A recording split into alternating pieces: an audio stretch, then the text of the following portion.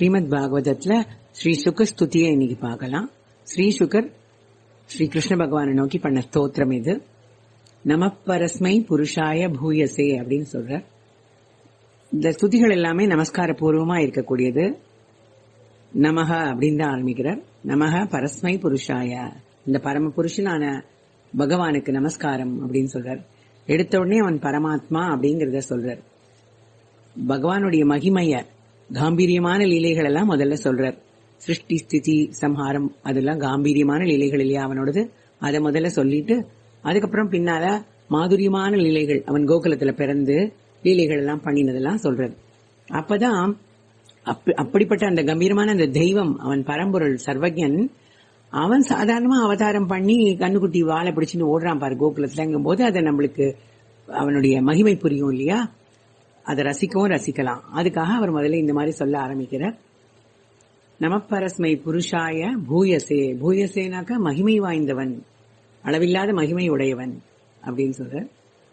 புருஷாய புருஷோத்தமன், சதுத்பவஸ்தான நிரோத லீலையா, ரொம்ப லீலையா இந்த சிருஷ்டி பண்றான், இந்த உலகம் பூரா சிருஷ்டி பண்றான். எப்படி பண்றான்னா கிரகீத சக்தி திரிதயாய, சத்வம் ரஜசு தமோ குணம்னு இருக்கு இல்லையா, இந்த குணங்கள் நிறைந்த அந்த மாயை அதோட துணையோட, பிரம்மம் அப்படிங்கிறது ஏக வஸ்து, அது அப்படியே ஒன்னும் பண்ணாம இருக்கும். ஆனா மாயையுடைய துணையோட இந்த உலகம் பூரா சிருஷ்டி பண்ணி தேகினாம் அந்தர்பவாய, இந்த மாதிரி எல்லா உயிர்கள்கிட்டையும் அந்த அநேக நாம ரூபம் குணங்கள் இதனால நிறைஞ்சிருக்கிற இந்த பிரபஞ்சம் பூராவும் அவனே நிறைஞ்சுடுறான். எப்படி நிறையறானா, அந்தர்பவாய, அந்தர்யாமியா அவன் நுழையறான். அனுபலட்சிய வர்த்மனே, யாராலையும் அவனை தெரிஞ்சுக்க முடியாது, அவனுடைய மகிமை இவ்வளவுதான் அப்படின்னு அளவிட முடியாது. நம்மளால புரிஞ்சுக்கக்கூடிய சக்தியோட ஜாஸ்தியான அவனுக்கு மகிமை அப்படின்னு சொல்றார். எல்லா குணங்களுக்கும் அப்பாற்பட்டவன் அவன். ஆனா அந்த மாயை மேல ஆரோபிச்சு இந்த பிரபஞ்சத்தை பூரா சிருஷ்டி பண்றான் அப்படின்னு அவனை பத்தின மகிமையை வரிசையை சொல்லிட்டு வர. பூயோ நமக, திரும்பவும் அவனுக்கு ஒரு நமஸ்காரம் அப்படின்னு சொல்றாரு. யாருக்குன்னா அகில சத்துவ மூர்த்தையே, சத்துவமே நிறைந்த சத்துவகுணமே நிறைந்த அப்பேற்பட்ட அவனுக்கு, அந்த தெய்வத்துக்கு நமஸ்காரம்னு சொல்ற. அவன் எப்படிப்பட்டவன்னா சத்ருஜினே, அது ஒண்ணு, அசதாம் அசம்பவாய ரெண்டு சொல்றார். சத் ரிஜினே அப்படிங்கிற போது நல்லவர்களை காப்பாற்றக்கூடியவன், பக்தர்களை காப்பாற்றுறதுக்காக ஓடி ஓடி வந்து அவதாரம் பண்ணக்கூடியவன். கஜேந்திரனுக்காக வந்திருக்கான், துருவனுக்காக வந்திருக்கான், அந்த மாதிரி ஓடி ஓடி வந்து அருளக்கூடியவன். அசதாம் அசம்பவாய அப்படின்னாக்க துஷ்டர்களை வதைப்பவன், அரக்கர்கள் எல்லாம் கொன்று நன்மை விளைவிப்பவன் அப்படின்னு. இதுல என்னன்னா பரித்ராணாய சாதுனாம் தான் அவன் வந்து அவதாரம் பண்றான். விநாசாய துஷ்கிருதாம் அப்படிங்கறது அவன் சங்கல்ப மாத்திரத்தினாலேயே பண்ணலாம். இருந்தாலும் அவன் அவதாரம் பண்ணி இந்த உலக மங்களத்துக்காக இறங்கி வந்து கருணையோட அவதாரம் பண்றான் அப்படின்னு இதுல சொல்ல வர்றாரு. அதுல மேல பும்சாம் புன பாரமஹம்சிய ஆசிரமே வியவஸ்திதானாம், பாரமஹம்சிய ஆசிரமே வியவஸ்திதானாம். பாரமஹம்சர்கள்னு யார சொல்றா அப்படின்னாக்க காமம் குரோதம் லோபம் மோகம் இதெல்லாம் விட்டு பரமஹம்சர்களாகி சன்னியாசிகளா இருக்கா இல்லையா, அவ அந்த ஆசிரமத்துல இருக்கக்கூடியவாளாம் தேடுறாளாம் இவனை தேடி தேடி அவன் நம்ம அவருக்குள்ளேயே அவளுக்குள்ளேயே இருக்கா இல்லையா, அந்த ஆத்ம ஞானத்தை அடையறதுக்காக அவ தேடுறா இல்லையா, அவர்களுக்கு அருளக்கூடியவன். அப்படிப்பட்ட எல்லாத்தையும் விட்ட பரமஹம்சர்களும் தேடக்கூடியது இவனுடைய பெருமையா சொல்றா இந்த இடத்துல. நமோ நமஸ்தே அஸ்து ரிஷபாய சாத்வதாம், ரிஷபாய சாத்வதாம், ஞானிகளுக்கு சீக்கிரமா கிடைக்கக்கூடியவன், ஞானிகளுக்கு எட்டியவன். விதூர காஷ்டாய முகுஹு குயோகினாம், முகுஹு திரும்பவும் என்ன சொல்றான்னா குயோகினாம் அப்படின்னாக்க சன்னியாசி மாதிரி இருக்கிறது, ஆனா எல்லாத்தையும் விடாம நானும் சன்னியாசி தான் அப்படின்னு குயோகிங்கிறது இமிட்டேட் பண்றா இல்லையா, அந்த மாதிரி போலி சன்னியாசிகள்னு சொல்றோமே, அந்த மாதிரி எல்லாம் இருக்கிற வாழ்க்கை விதூர காஷ்டாய, லேசில கிடைக்க மாட்டான், அவளால அறியவே முடியாது. ஞானிகளுக்கெல்லாம் ஈஸியா கிடைக்கக்கூடியவன், இந்த மாதிரி பக்தி இல்லாத போலியா இருக்கிறவாளுக்கு அறிய முடியாதவன் அப்படின்னு சொல்றா. நிரஸ்த சாமியா அதிசயேன ராதசா, ராதசா அப்படிங்கிறது இங்க ஐஸ்வர்யம். நிரஸ்த சாமியாதிசயேன ஒப்பு உயர்வு இல்லாத ஈடில்லாத ஐஸ்வர்யம், அதுவும் அதை தரக்கூடியவன் அவன். அது எப்படிப்பட்ட ஐஸ்வர்யம்னாக்க ஸ்வதாமணி பிரம்மணி ரம்சியத்தே நமக. ஸ்வதாமணி சுஸ்வரூபமா அவனுடைய அந்த பிரம்மத்திலேயே ரமிச்சு இருக்கான் இல்லையா, அப்படிப்பட்டவர்களுக்கு எல்லாம் ஐஸ்வர்யத்தை உடனே கொடுக்கக்கூடியவன். அதாவது இப்போ பகவான் நமக்குள்ளதான் இருக்கான் அப்படின்னு சொன்னா கூட ரொம்ப கிட்டக்க நம்ம மனசுக்குள்ளேயே இருந்தாலும் ரொம்ப தூரத்துல நம்மளால தெரிஞ்சுக்க முடியாம இருக்கான் இல்லையா. என்ன சொல்றான்னா இந்த இடத்துல ரெண்டு விதமா ஒரு ஆவரணம் இருக்கு. ஒன்னு அக்ஞானம், ஒன்னு மாயைன்னு சொல்றோம். அக்ஞானம் அப்படிங்கறது நம்மளால தெரிஞ்சுக்கவே முடியாது நம்ம கிட்ட இருக்கு அப்படிங்கறது. நம்ம அதாவது ஒரு கண்ணு தெரியாதவா இருக்கா அப்படின்னாக்கா பக்கத்திலேயே ஒரு பொருள் இருந்தா கூட அவளுக்கு தெரியாது இல்லையா, அதுதான் அக்ஞானம்னு சொல்றா.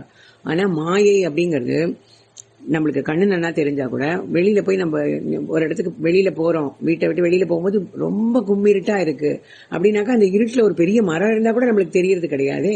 அப்போ அந்த மாதிரி இருக்கிறத மாயைன்னு சொல்றோம். அதாவது இருக்கு கண்ணெல்லாம் தெரிஞ்சா கூட நம்மளுக்கு தெரியாத ஒரு மாயை நம்மள மூடி இருக்குன்னு சொல்றோம் இல்லையா. இந்த அக்ஞானம் மாயை அப்படிங்கிற இந்த ஆவரணத்தெல்லாம் விலக்கிட்டு நம்ம மனசுக்குள்ளேயே இருக்கிற அந்த பகவான நம்ம தெரிஞ்சுட்டு அந்த ஞானத்தினால மனசுலயே ரமிச்சு இருக்கோம் இல்லையா, அந்த ஐஸ்வர்யத்தை அவன் கொடுக்க ஈஸியா ஞானிகளுக்கு கொடுக்கக்கூடியவன். அப்படிப்பட்டவனுக்கு நமஸ்காரம் அப்படின்னு சொல்ற. எத் கீர்த்தனம், எத் ஸ்மரணம், எதீக்ஷணம், எத் வந்தனம், எத் ஸ்ரவணம், எத் அர்கணம் அப்படின்னு சொல்றாங்க இல்லையா.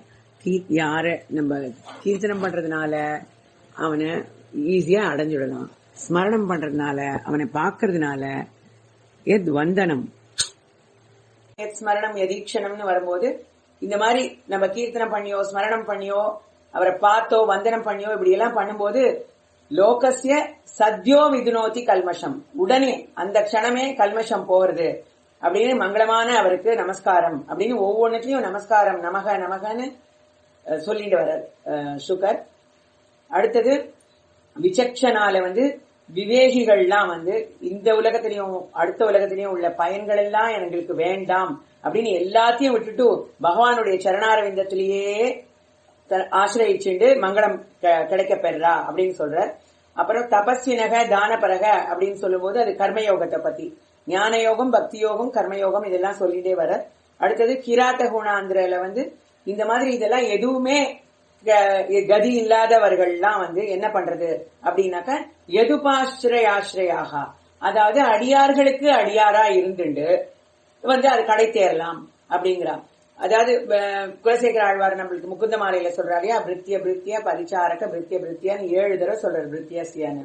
அந்த அடியாருக்கு அடியாரா இருந்து அவர்களுடைய அபிமான பாத்திரமா ஆகும்போது ஜென்மம் மோட்சம் பெறலாம் அப்படின்னு சொல்றான்.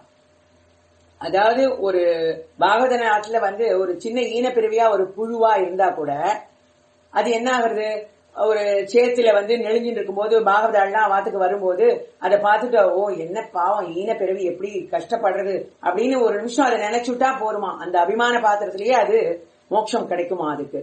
அப்பேற்பட்ட பாகவதர்களுடைய பெருமையை சொல்றாங்க. அடுத்தது இன்னைக்கு சயேஷ ஆத்மவதாம் ஆத்மா ஆத்மவதாம் அதீஸ்வரக அப்படிங்கிற ஆத்மவதாம்ங்கிறது ஜீவன் முக்தர்கள். அவர்கள் எல்லாரும் ஆசிரியக்கக்கூடியவர். அதாவது ஜீவன் முக்தர்கள் எல்லாத்தையும் விட்டுட்டு பகவானையே ஆசிரியக்கிறது அவனுக்கு பெருமையா சொல்ற. அதீஸ்வரக அப்படின்னாக்க சர்வேஸ்வரன். திரையீமயக 3 வேதங்களும் அவனை பெருமையா சொல்றது.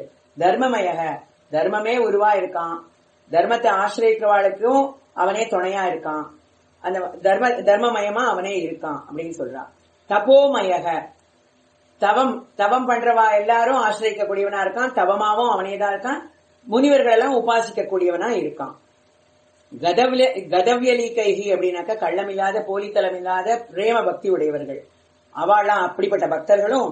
அஜகனாக்க பிரம்மா, சங்கராதிபிகினா ருத்ராதிகள், பிரம்மா ருத்ராதிகள் எல்லாரும் விதர்க்கிய லிங்கம் தேடக்கூடிய, அவ பார்க்க அந்த ஸ்வரூபத்தை பார்க்கணும் பார்க்கணும் பார்க்கணும் நினைக்கிறான். அப்படிப்பட்ட பெருமை உடையவன். அப்படிப்பட்ட பகவான் பிரசீதத்தாம், எனக்கு அருளட்டும் அப்படின்னு பகவானை இந்த இடத்துல ப்ரே பண்றார். அடுத்தது ஸ்ரீயப்பதிகி, சர்வ மங்களங்களையும் எல்லாருக்கும் கொடுக்கக்கூடிய அந்த மகாலட்சுமியோட மணாளனா, பத்தியாகவும் தெய்வமாகவும் அவனே இருக்கிறான். யஜ்ஞபதிகி, யஜ்ஞத்துக்கு அதிபதி. யஜ்ஞோ யஜ்ஞபதி யஜ்வா யஜ்ஞாங்கோ யஜ்ஞவாகனக யஜ்ஞபிருத்து யஜ்ஞகிருத்து யஜ்ஞி யஜ்ஞபுக்கு யஜ்ஞ சாதனகன்னு நம்ம சொல்றோம் இல்லையா அவனை நாமாக்களால.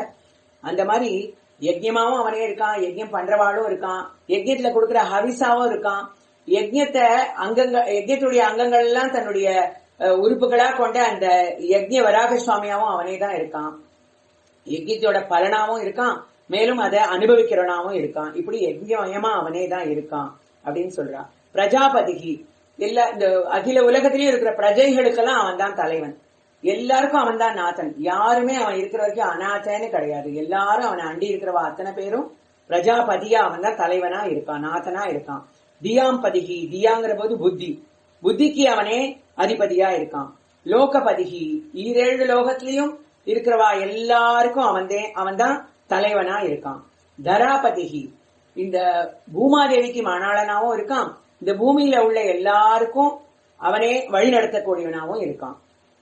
பதிர்கதிஹிஷ அந்தக விஷ்ணி சாத்வதாம், இதுல அந்தகர்கள், விஷ்ணிகள், சாத்வதர்கள் இதெல்லாம் ஒரு கூட்டம்.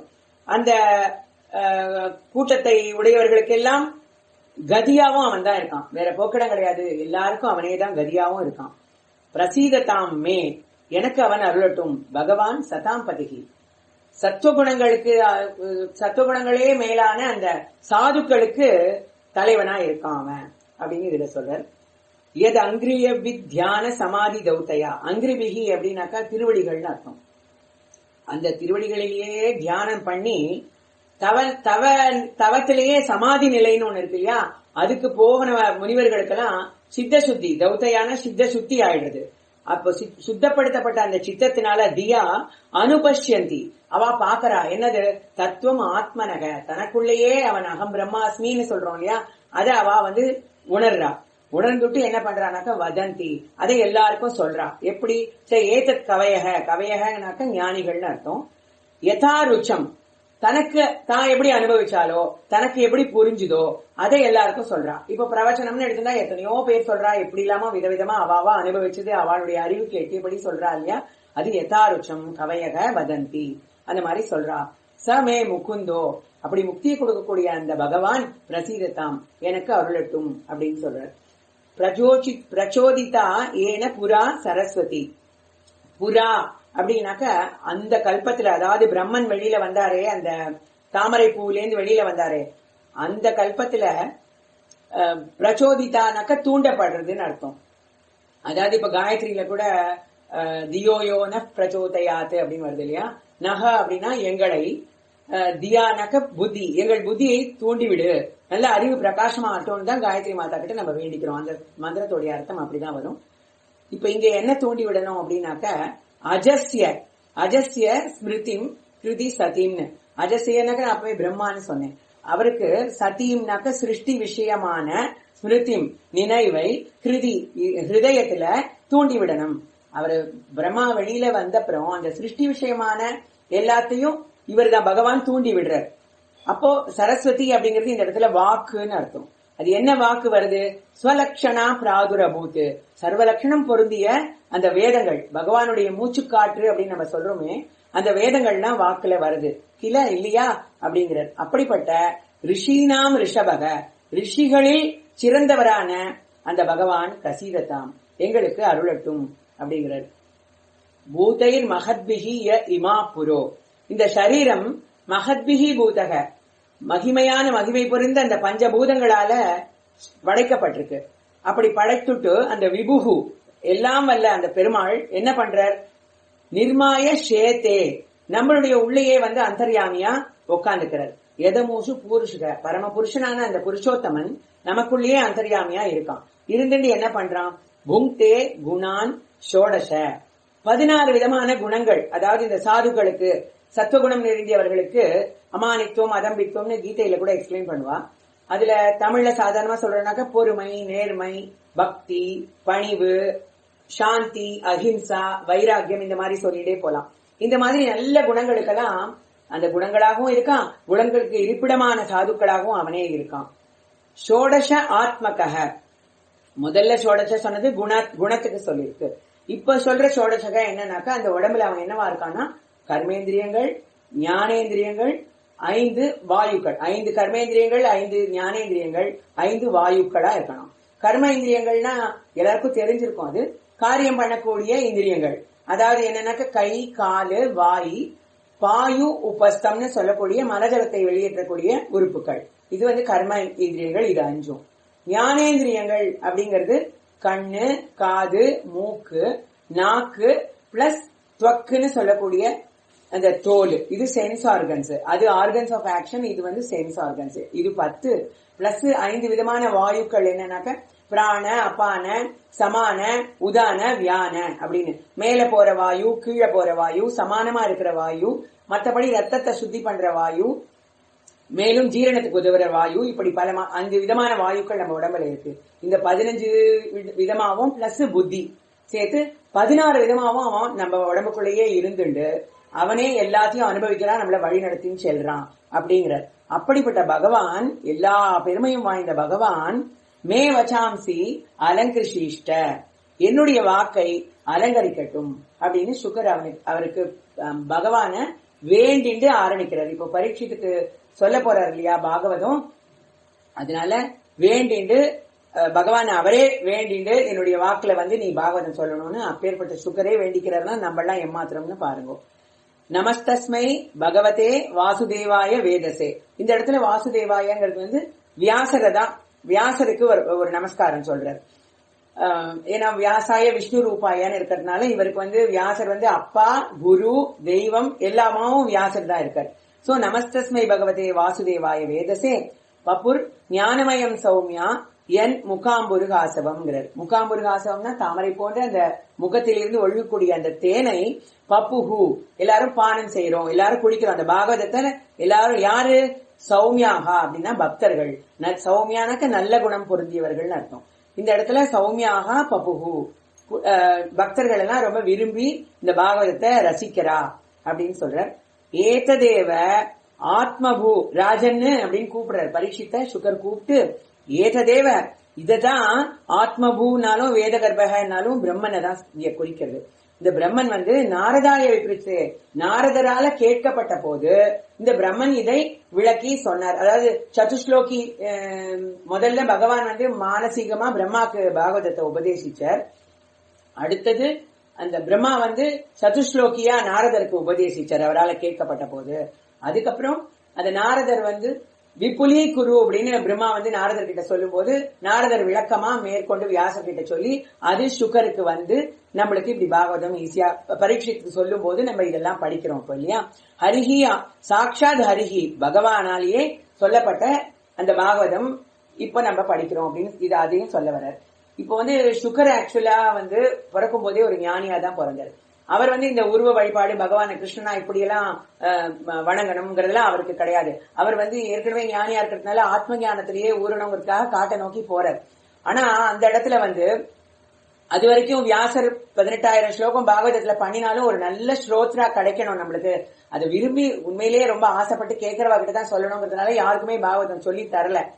ஆனா அங்கங்க ஒரு ஸ்லோகத்தை எடுத்து எல்லாம் இந்த குழந்தைகள் ஆசிரமத்துல இருக்கிற குழந்தைகளுக்கு சொல்லி தருவார். அப்போ இந்த குழந்தைகள்லாம் காட்டுக்கெல்லாம் நாங்க போகும்போது இந்த மிருகங்கள் எல்லாம் எங்களை பயமுத்துறது அப்படின்லாம் சொல்லும் போது அப்போ ஒரு ஸ்லோகத்தை நான் சொல்லி தரேன். அப்ப இந்த எப்போ கிருஷ்ணருடைய இந்த வேணுகானத்தை கேட்டு மிருகங்கள்லாம் மயங்கி நிற்கும், அதனால அது ஒண்ணுமே பண்ணாது, அந்த டைம்ல இந்த ஸ்லோகத்தை சொல்லுங்க அப்படின்னு சொல்லிட்டு அவர் பர்கா பீட்டம் நட்டவரவபுகுன்னு நம்ம சொல்றோமே அந்த ஸ்லோகத்தை அவர் சொல்லி கொடுக்கிறார்.